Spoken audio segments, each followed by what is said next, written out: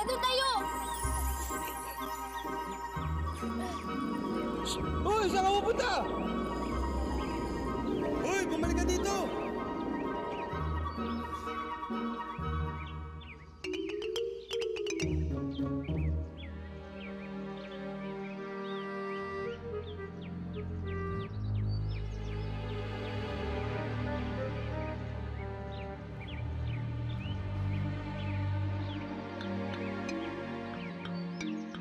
Careful!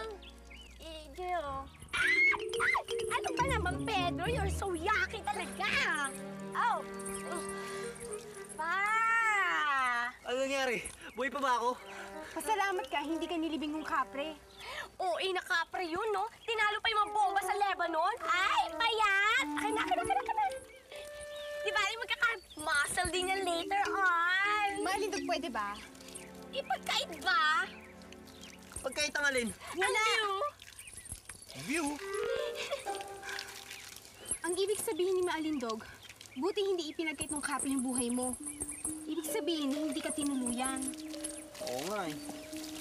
Ewan, pakiramdam ko tuloy. Hindi ko alam kung kakayanin ko pa ba itong pagliligtas sa tatay ko. Hindi ko alam kung kakayanin ko pa itong mission na to. Oo naman. Eh, sabi niyo, sa kapre pa nga lang. Ibang sitwasyon ng kapre, Pedro. Tsaka sabi mo nga, hindi ka pa sanay sa kapangyarihan mo. Makakasanayan mo rin yan. Napalakas niyo yung loob ko. Totoong sinasabi ko. Ba't di ka makatingin sa akin diretso? Eh, kasi nasa shy siya eh. Maalindog! Nakaubad ka kaya? Oh, huwag kang magsuot ng basang t-shirt, no? Kasi mapupulmonya ka. Maalindog! Kuya, sayang naman itong mga gulay na to. Ayun oh. Mukhang mabait yung mamang yun. Ito pwede pa to. Mukha. Kuya, pwede po. Ay, Hindi, pwede pa to.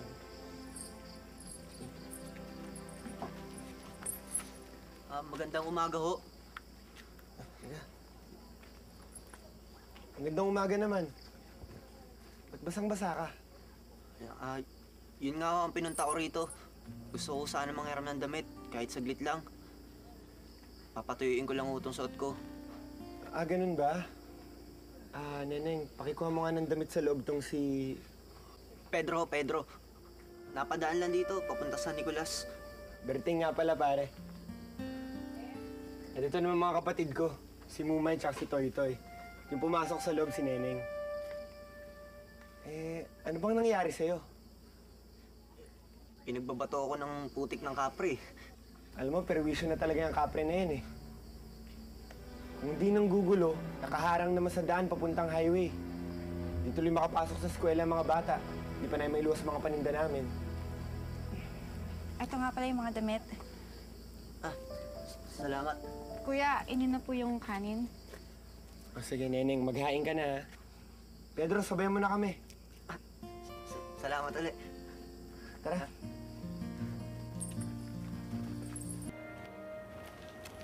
Ang mga kabataan ng higit na apektado sa ginagawa ng kapre sa amin. Hindi sila makadaan. Hindi tuloy sila makapasok ng eskwela.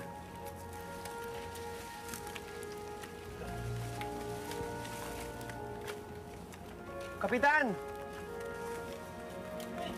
Ligaw. Kapitan, si Pedro nga ho pala.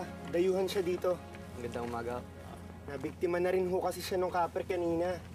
Makikibalita lang ho sana kami kung may nakakadaan na ho ba. Kailangan na po kasi nilang umalis eh. Problema talaga ang kapre na yan Hanggang ngayon ayaw pa rin magparaan. Nabubulok na mga gulay Paano pa may luluwas sa mga gulay na yan? Tingnan nyo, nabubulok na. Alam nyo, yan lang pinagkakitaan ng mga magsasaka. Kung hindi namin may bebenta ng aming mga gulay, Kapitan, wala na kayong pambili ng bigas. Wala na nga rin kaming gas eh. Ang dilim na nga ng bahay namin sa gabi. Wala na kayong pambili ng gatas ng bunso. Kapitan, kailangan na talaga mapaalis yung kapre na yan eh. Bakit ba unang gugulo yung kapre? Ganyan talaga ang kapre. Nang gugulo. O kaya nananakit. Mga alagad ng demonyo yan Saan ba yan ang galing? Matagal na ho ba yan dito? Alam mo, matagal nang may nakakita sa kapring yan Dito, sa kagubatan ng Talisay. Dati tahimik yan Hanggang minsan, Pauwi siya galing bukid eh. Nang bigla siyang harangin ng kapre. Gustong saktan si Sammy.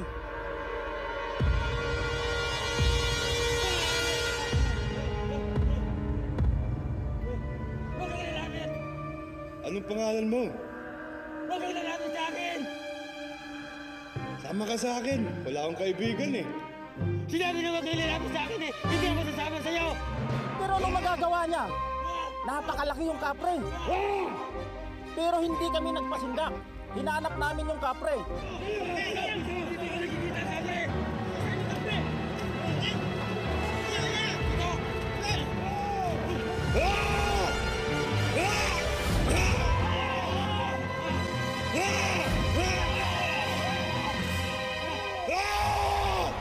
Pero traitor ang kapre. Doon nagsimulang paggugulo ng kapre sa Talisay.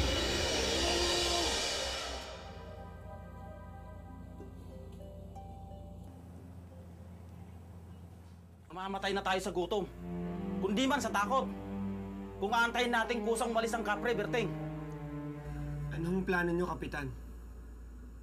Sasalakayin natin ang kapre. Susugurin! Bubugawin, palayo! Kung kinakailangan patayin, patayin natin!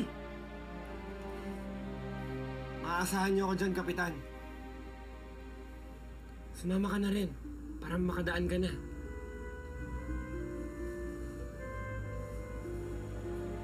Hindi! Hindi ka sasama! Kailangan nila ako. Hindi man nila alam ang maaari kong magawa, alam kong makakatulong pa rin ako sa kanila. Paano kung mapahamak ka? Naisip mo ba yon? Hindi ako mapapahamak. Hawak ko to. Ikaw na rin nagsabi niyan, di ba? Sasayangin mo lang ang kapangyarihan ng mutya. Hindi pagsasayang ang pagtulong, Hiyas. Lambana ka. Mabuti kang engkanto. Dapat alam mo yan. May pinaglaan ang mutyang niyan, Pedro. Hindi para sa kanila yan. Namimili na pala ang kabutihan ngayon, ganun ba? Wala kang puso. Ikaw ang wala sa tamang pag-iisip, Pedro. Isipin mo ang tatay mo. Paano kung mapahama ka sa pakikipaglaban sa kapre? Buhay ng tatay mo ang kapalit. Pag napatay ang tatay mo, pati buong Flores kang mamamatay. Pag nawala ang mga mabubuting engkanto, isipin mo kung anong pwedeng gawin ng mga masasamang engkanto. Isipin mo, Pedro. Saka mo sabihin sa akin wala akong puso.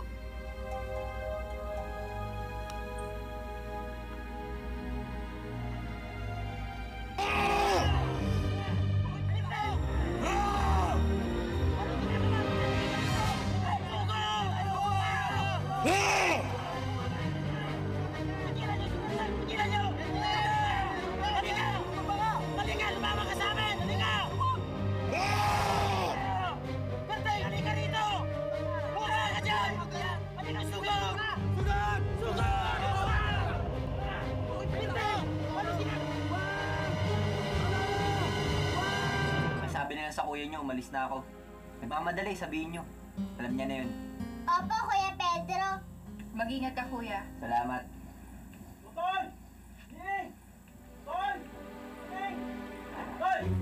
Kapitan! Napatay niyo ba ang kapre? Yung ang problema eh.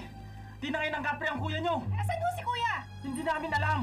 Basta buhay siya nung tinangay ng kapre, di ba mga kasama?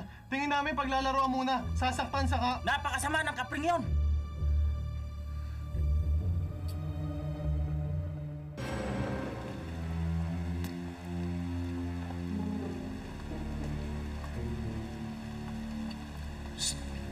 Uy! Gising na! Psst, psst, psst. Uy! Gising na!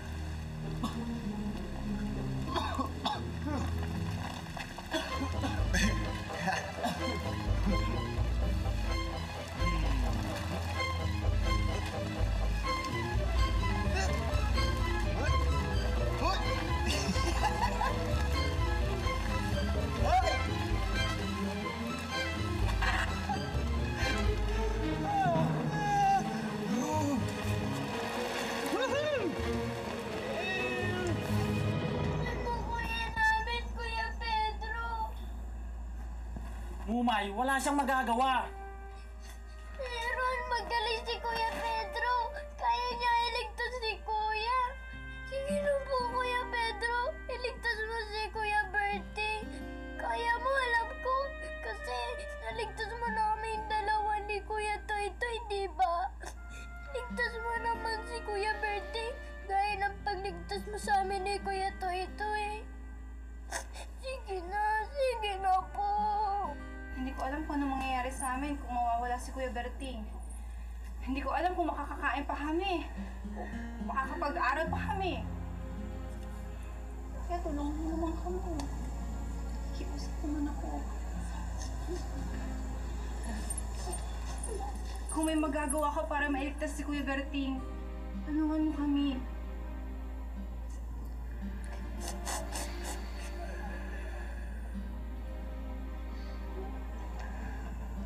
Oo, sige. Dadasal lang ako.